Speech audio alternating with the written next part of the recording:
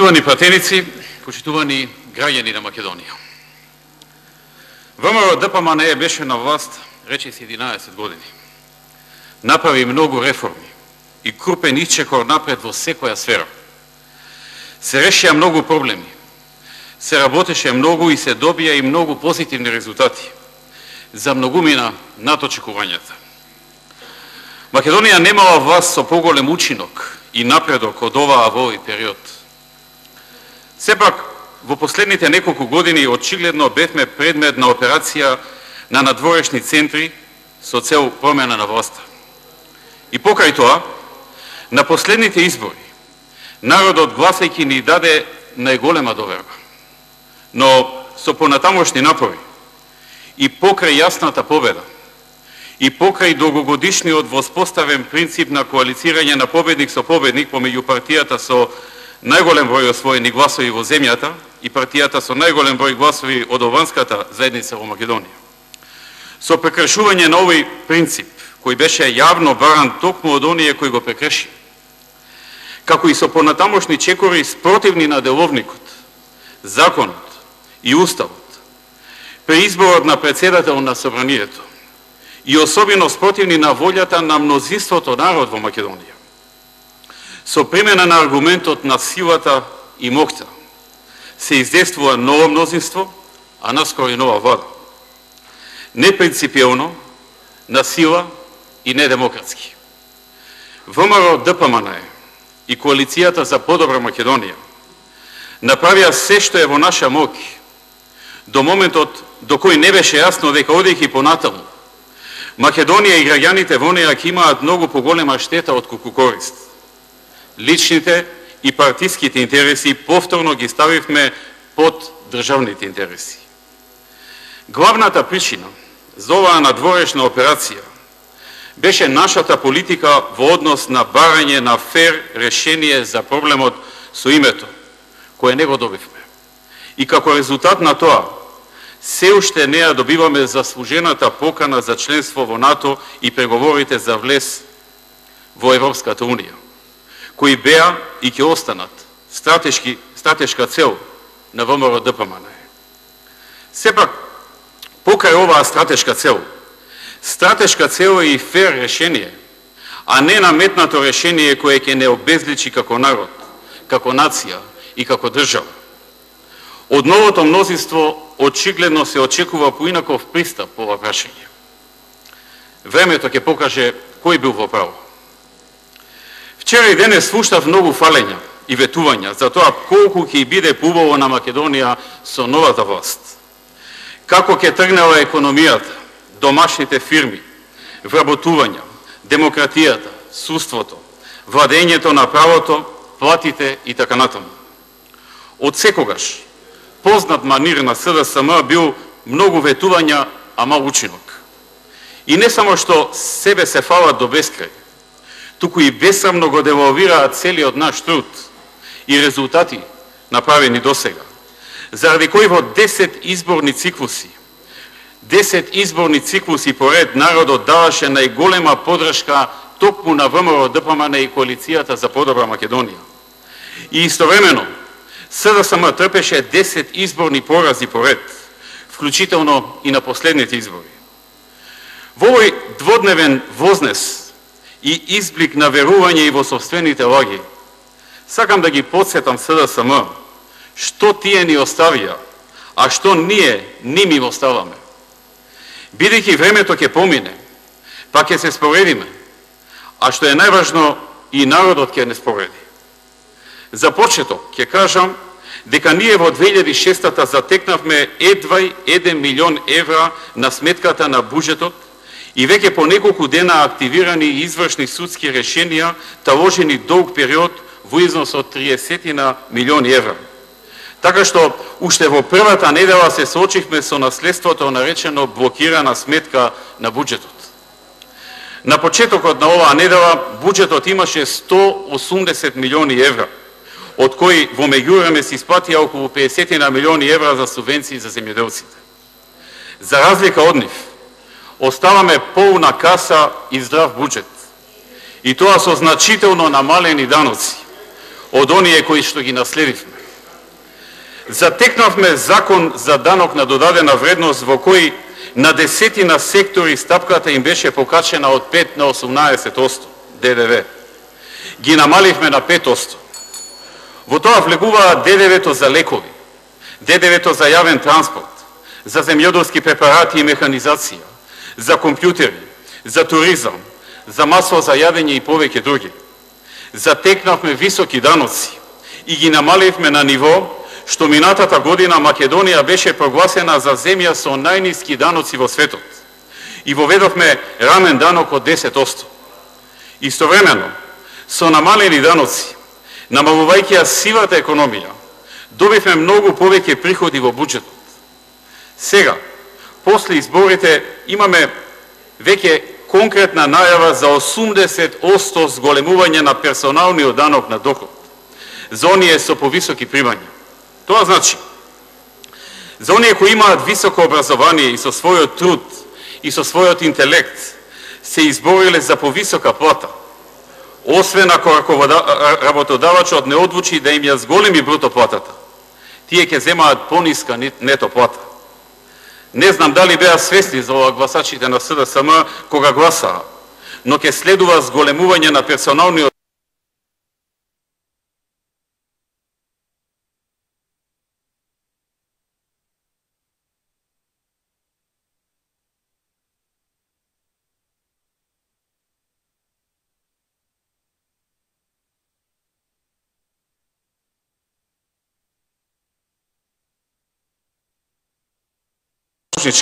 и македонската политичка криза. Нивото на државниот долг речи се исто. И покрај лажно создадената перцепција дека сме ја презадолжиле земјата, таа се уште е меѓу најмалку задолжените земји во Европа. Затекнавме се на се во земјата 560.000 граѓани кои беа во работен однос кога влеговме во владата, кои што беа вработени. Денес над 732.000 граѓани се вработени. Оставивме над 170.000 повеќе вработени од она што го затекнавме. И тоа токму по прашањето кое по сите анкети и истражувања на јавни мислења е најважно за граѓаните на Македонија. Наследивме невработеност од околу 38%, сега е 23%. Наследивме држава во која само највозрастните се сеќаваа како изгледа отворање на нови фабрики. Сите останати беа станати експерти за ситуации на затворање на фабрики и стечаи. Денес, отворањето нови фабрики е секојдневие, затворањето вистинска реткост. Светската банка во 2006 година ја рангираше на 94-то место Македонија во светот според добрата бизнис клима. Денес ја рангира на 10-то место во светот и на 5-то место во Европа. Немавме ниту еден инвестицијски промотор, ниту министри кои се грижат за потенцијалните инвеститори. Ги најдовме цел тим луѓе од диаспората со богато меѓународно искуство. Денес пред нас е состав на влада каде на нивни места се лица кои нема да се занимаваат со тоа, ниту пак имаат квалификации за истото. Ако има две работи по кој цел свет ни признаваше и честиташе, тоа беше политиката на ниски даноци и политиката на привлекување инвестиции и отворање на нови работни места. Новата власт најавува промени во тоа и враќање по старо. Времето ќе покаже кој бил во право. Сепак напоменувам дека ние имаме донесено во финиш на преговори и подпишувања договори со голем број странски компании за нивни влез во Македонија. Така што очекувам во наредните година-две тие да се реализираат. За нив се е изработено. И освен ако намерно не се избркаат, нив Македонија веќе ги има, а со тоа и многу нови работни места. Покрај ова, многу нови работни места се програмирани за следните 3 години и во оние кои ги донесовме, оние компании кои ги донесовме, и веќе инвестираат. Но заради ограниченоста на времето, за тоа повеќе ќе кажам во друга прилика. Просечната плата во Македонија во 2006 беше околу 11.700 денари.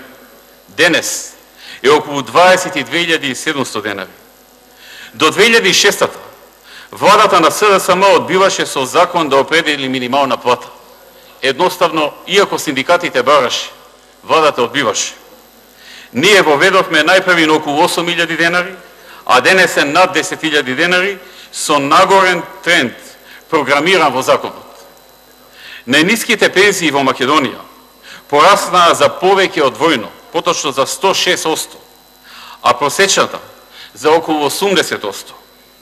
Субвенции за земјоделците речиси немаше во 2006-та. Од тогаш па наваму околу 1 милиарда и 100 милиони евра се исплатени субвенции за земјоделците. Социјалната помош порасна за над 80%. Платите во администрацијата пораснаа за околу 30%. За другите бенефиции кои ги добија земјоделците, пензионерите, примателите на социјална помош и така натаму, нема да зборувам заради времето. Македонија ја наследивме со редици граѓани кои чекаа визи пред сите амбасади од раните утренски часови. Некои од нив ги тераа да играат оро за да докаже дека навистина се игрална група или нешто слично. Денес слободно се патува без визи, речиси низ цела Европа, со 40 ниско тарифни редовни линии, кои во минатото не постоеја. Наследивме земја која официјално ги немаше исполнето потребните услови за добивање покана за членство во НАТО и во Европската Унија.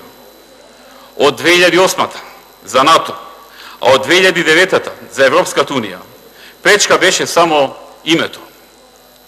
Реформи од нас ќе се бараат секогаш.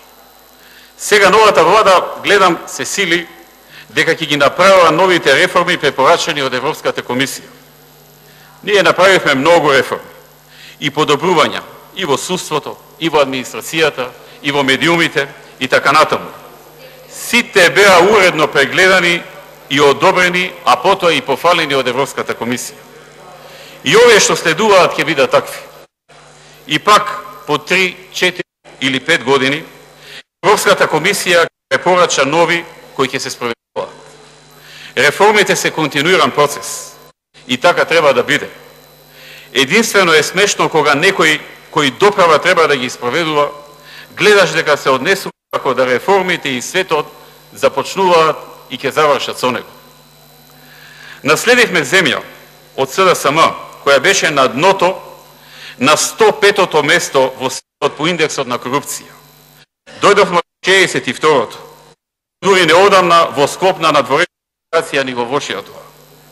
Ако по утро денот се познава, ако по начинот на незаконски избор на Талат Џафери, по најавените повисоки даноци, по заблудата дека со намалување на радиодифузната такса и некој час повеќе ефтина струја ќе се решат економските проблеми на населението и слични чекови од сличен обем. Ќе се живее и дека со тоа ќе се живее подобро и ќе се донесе живот, како што вели СДСМ. Тогаш пак ќе кажам, времето ќе покаже кој е во право. Се што правевме за сите граѓани. Не ги делевме македонците и албанците. Турците, власите, србите, бошњаците, ромите и останатите.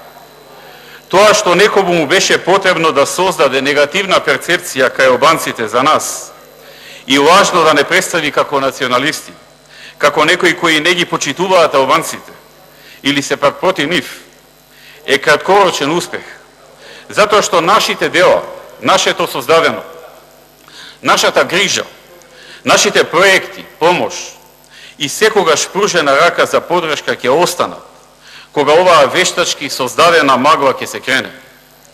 Земете го само процентот на правична застапеност на албанците во јавната администрација, кој од 10% во 2006-та се искачи на сегашни околу 20%, и ќе стане јасен нашиот однос кон нив. Да не ги споменувам изградените патишта, водоводи, канализацијски мрежи, спортски сали, училишта, болници, факултети, универзитети, донесени фабрики кои отворија нови работни места во Кичево, Тетово, Струга, Скопје, Гостивар и така натаму.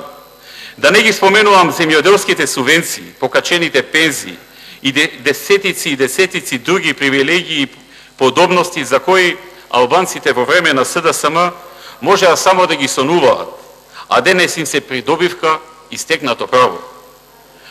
Го поздравувам приземјувањето на мандаторот по однос на залетот во Вознес за добивање на премиерската функција и тоа што потпиша дека нема да ја подржи тиранската платформа. Честитки за народот, кој мирно и упорно протестираше против тоа цели 80 дена, со цел да ја зачува унитарноста на државата. Честитки и до председателот на државата, но и до пратеничката група на ВМРО-ДПМН. Никој од нас не се бореше да им ускрати нешто на албанците. Тие ќе добијат унапредување на користење на јазикот како што добија и во минатото. Но, во рамките на меѓународните стандарди, задржување на унитарниот карактер на државата и без загрозување на македонскиот јазик како единствен официјален јазик на целата територија на Македонија, а со тоа и кохезивен фактор на сите етнички заедници во Македонија. Од утре СДСМ ја презема одговорноста за водење на државата. Однапред знам дека најмалку во првите 6 месеци неспособноста ќе ја прикривате со префрлање на вината на нас. Ќе се занимавате со нас, ќе омаловажувате нашата работа и тоа ќе се обидете да го представите како оправдување на вашите неуспеси, на нереалните ветувања и на неспособноста.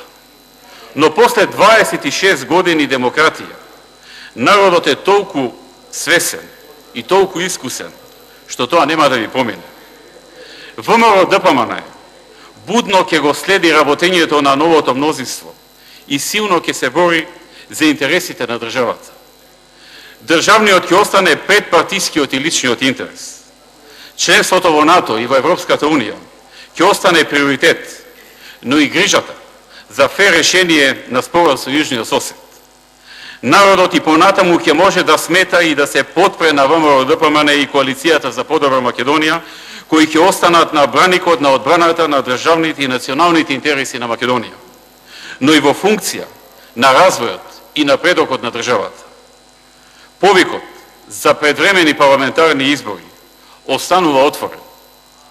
Покажавме што е одговорна власт, што е власт која се грижи за народот, која ги исполнува дадените ветувања, која отвара нови работни места, која прави реформи и напредок. Уште еднаш ќе покажеме и што е одговорна, но и силна опозиција, која брзо, со подршка на народот, ќе се врати на власт и ќе го превземе водството за водење на земјата напред и создавање на подобри услови за живот. Ви благодарам. Благодарам.